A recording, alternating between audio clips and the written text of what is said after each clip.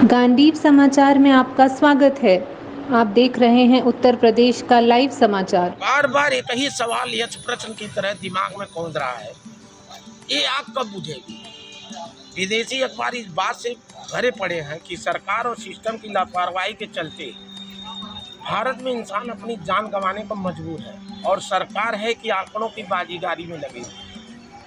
यह जताने और दिखाने का ढोंग किया जा रहा है कि सब कुछ कंट्रोल में है। न तो ऑक्सीजन की कमी है और न ही अस्पतालों में बेड है। लोग चिल्ला कर कह रहे हैं कि कोरोना संक्रमित उनके परिजन की मौत समय से उपचार न मिलने, ऑक्सीजन बेड्स की कमी के चलते हुई है, लेकिन सरकार है कि मानने को ही तैयार नहीं है। धमकाने पर उतारू सिस्टम लोगों को गुमराह करने लगा है, आंकड़े छिपाने में लगा। लेकिन विदेशी अखबार खुलेआम साहस के साथ कह रहे हैं कि जितने आंकड़े दिखाए जा रहे हैं उससे 5 गुना अधिक लोग सिस्टम के लापरवाही की भेंट चढ़ काल के गाल में समा रहे हैं। सवाल यह है कि आखिर क्या सच है।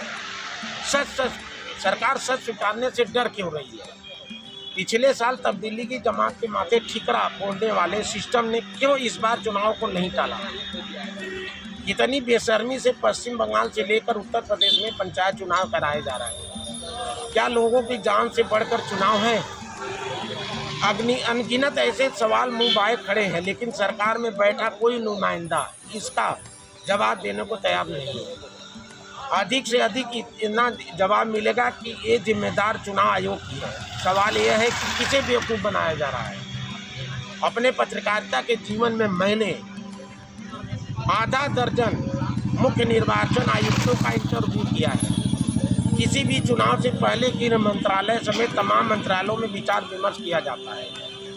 पुलिस फोर्स की उपलब्धता से लेकर धार्मिक त्योहारों और परीक्षाओं की तारीख का ध्यान रखा जाता है, फिर तारीखों पर फैसला किया जाता है।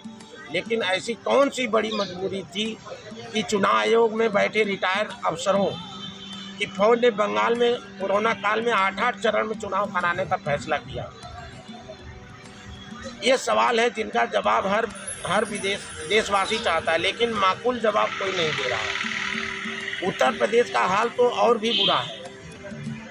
4-4 चरणों में पंचायत चुनाव की वोटिंग कराई जा रही है। ड्यूटी पर जाने वाले अनगिनत सरकारी कर्मी कोरोना पॉजिटिव मिल रहे हैं। चुनावी ड्यूटी में लगे कर्मियों की बड़ी संख्या में मौत हो गई, लेकिन यहाँ भी आंकड़ों की बातगीरी सब कुछ छिपाया लिया जा रहा है। आखिर क्यों, किस स्वार्थ में अपने ही लोगों को मौत की भट्टियों में डाला जा रहा है। जनता तो जा ही रही है। जिन गरीबों की जान बच रही है वे चिंता से परेशान हुए जा रहे हैं कि आगे रोजी रोटी की जुगाड़ कैसे होगा। अर्थव्यवस्था का बुरा हाल है। नौकरियां जा रही हैं। लॉकडाउन और कर्फ्यू के चलते व्यापारियों का व्यापार चौपट हो रहा है।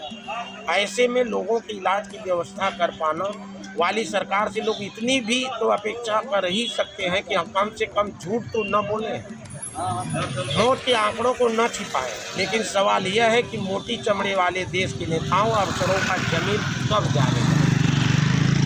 कैमरामैन धर्मेंद्र के साथ अशोक पांडे।